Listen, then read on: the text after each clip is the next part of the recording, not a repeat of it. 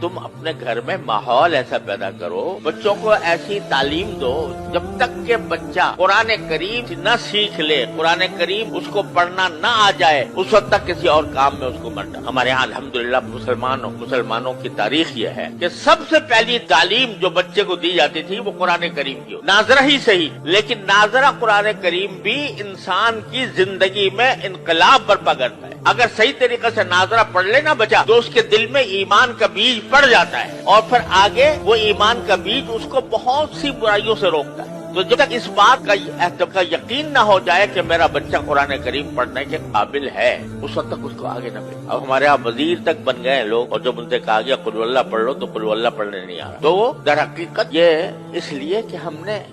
ہمارے ذہن سے دین کی تعلیم و تربیت کی اہمیت ہی ختم ہو گئی۔ ہمارے دل میں اس کی اہمیت ہی نہیں ہے کہ ہمارا بچہ جو ہے وہ دین کی معلومات، دین کا علم حاصل کرے۔ نہ صحیح ٹھیک ہے، ہم نے یہ نہیں کہتے کہ آپ ہر ایک کو عالم دین بناؤ،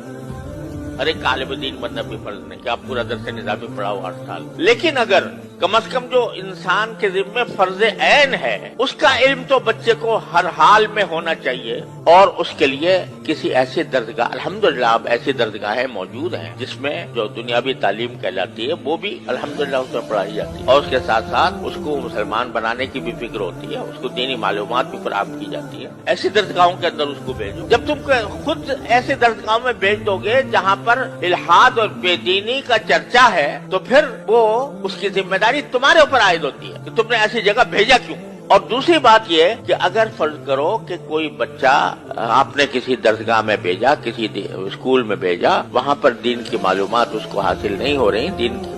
کا علم اس کو حاصل نہیں ہو رہا، تو کم از کم اتنا تو کر لو کہ اپنے گھروں کے اندر تھوڑا سا وقت اپنے بچوں کے ساتھ ایسا نکالو جس میں کچھ دین کی معلومات بچوں کو فراہم کی جائیں۔ کم از کم سیرت طیبہ، نبی کریم صلی اللہ علیہ وسلم کی سیرت طیبہ سب مل کر گھر والے بیٹھ کر تھوڑا سا وقت نکال کر اس میں پڑھیں۔ اس سیرت طیبہ میں نبی کریم صلی اللہ علیہ وسلم کے حالات زندگی بھی ہیں، اس میں نبی کریم صلی اللہ علیہ وسلم کے اخلاق بھی ہیں، آپ کی معاشرت بھی ہے، آپ کے سکھائے ہوئے آداب بھی ہیں،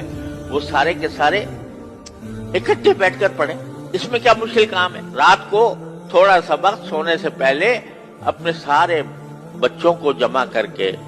اور اس میں خود نبی کریم صلی اللہ علیہ وسلم کی سیرت طیبہ کی کوئی کتاب پڑھ لو سب بیٹھ کے، تو کم از کم گھر کے ماحول کے اندر ایک ایسا مدرسہ قائم ہو جائے گا، اور یہ اصل مدرسہ ہے۔ نبی کریم صلی اللہ علیہ وسلم کے عہد مبارک کوئی باقاعدہ مدرسہ نہیں ہوتا تھا، صبح تھا جس میں صحابہ کرام مختلف علاقوں سے آ کر تھوڑے سے پڑھ گئے تھے، وہ انہوں نے تو اپنے آپ کو خاص کر لیا تھا اس کے لیے، لیکن ہر صحابی کا اپنا گھر خود مدرسہ تھا دین کا۔ ہر صحابی کے گھر میں تذکرے نبی کریم صلی اللہ علیہ وسلم کی سنت کے ہوتے تھے، آپ کی سیرت کے ہوتے تھے، اس کے نتیجے میں جو اولاد پیدا ہو رہی تھی وہ اولاد بھی سیرت اور سنت کے سانچے میں ڈلی ہوئی تھی۔ اس میں کیا مشکل کام ہے؟ میں کہتا ہوں 15 منٹ نکال لو،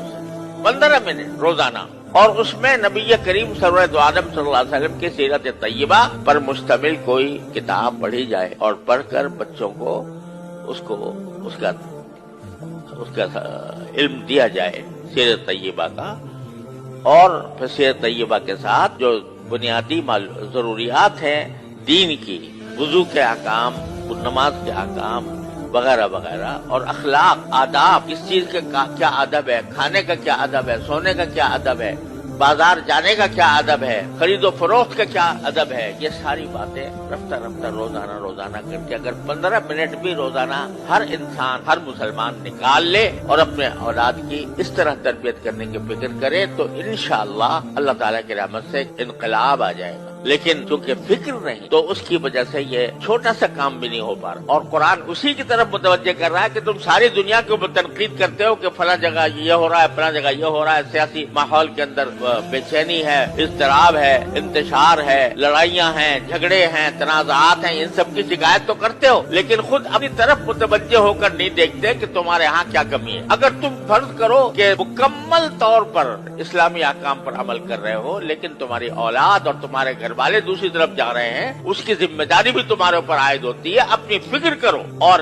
اس کا ایک آسان راستہ میں آپ حضرات کی خدمت میں عرض کر رہا ہوں کہ 15 منٹ نکال لو روزانہ رات کو، اور اپنے گھر والوں کو جمع کر کے اس میں سیرت طیبہ اور احکام